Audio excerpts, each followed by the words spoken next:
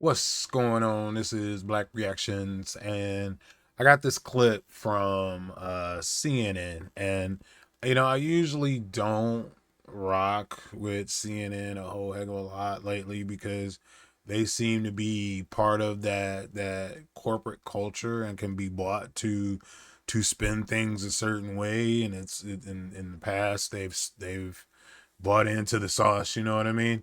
But this is an interview that I thought was very telling of the pushback that's going to be coming, and it seems to be not only the pushback that's going to be coming from other countries, but it seems to me like the pushback that should be coming from us.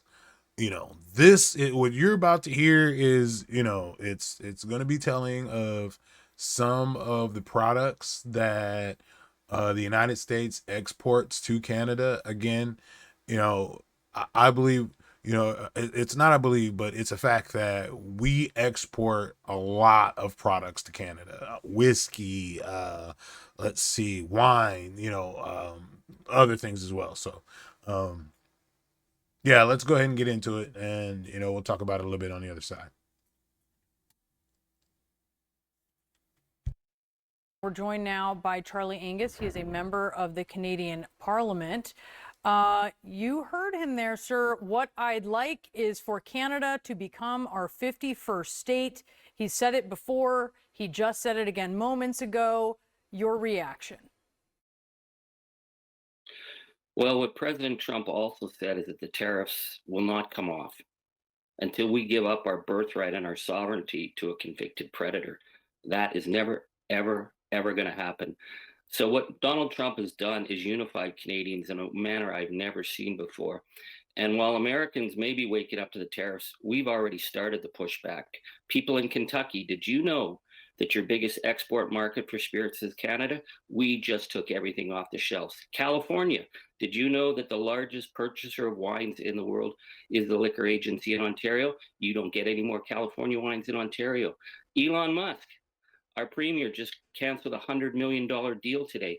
Canada is getting ready for this fight because we know he's erratic. It may be this week, it may be next week, but there's a huge actual boycott going on in grocery stores, ordinary people, people stopping me on the streets. Nobody is buying anything that comes out of the United States right now because we understand this is a threat to who we are as a nation.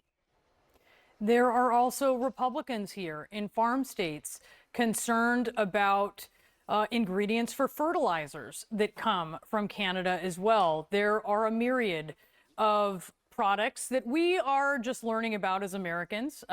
Fascinating, although perhaps not under duress to learn about them.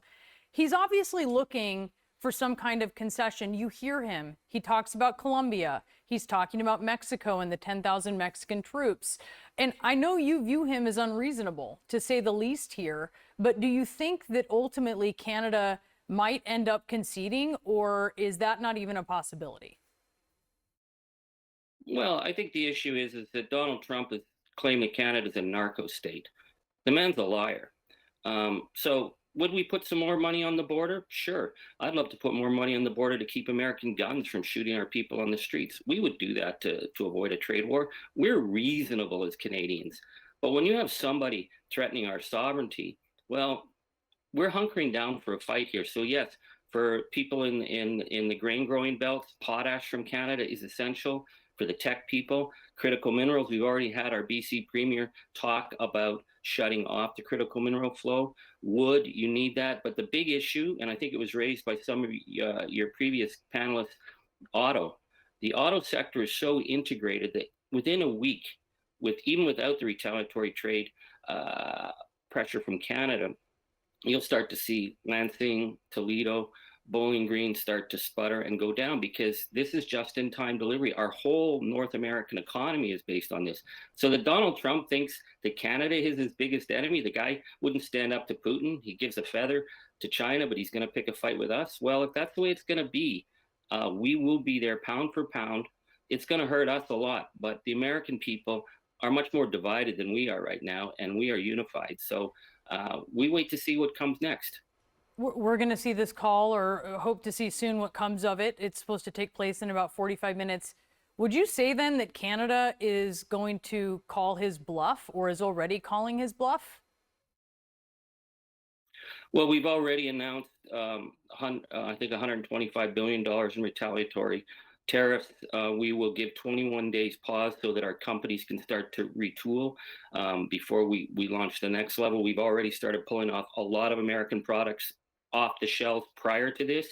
I'm hoping that our prime minister will cut a deal. I think with Donald, it's so important that he looks like he's won something. I mean, this isn't gunboat diplomacy. This is really, I don't know, like Al Capone in his syphilitic period trying to do a shakedown. So, yeah, we'll make concessions on something that, he can write a press release about.